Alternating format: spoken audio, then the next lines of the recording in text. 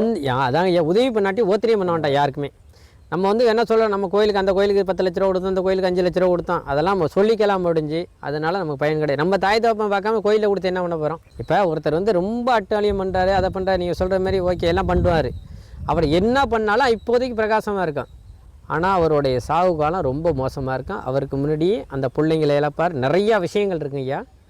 யாருமே சரி, ஒருத்தர் அதுக்கு அளவுக்கு மீறி பாவம் செஞ்ச யாருமே சரி அவங்க வீட்டில் வம்சம் விளைந்தது சரித்திரமே கிடையாதுங்க ஐயா. நிறைய பேர் மனசில் இருக்கிற கேள்வியும் அதான், ஐயா நான் வந்து நல்லவனாக இருக்கேன், எனக்கு எல்லாமே கெட்டதாக நடக்குது, அவர் கெட்டவராக இருக்கார், எல்லாமே நல்லா தான் நடக்குது. ஐயா அதாங்க ஐயா, ஆடுற வரையும் ஆட விடுவார். யாராக இருந்தாலும் சரி தான், எவ்வளோ தூரம் ஓட முடியும் ஓட விடுவார்.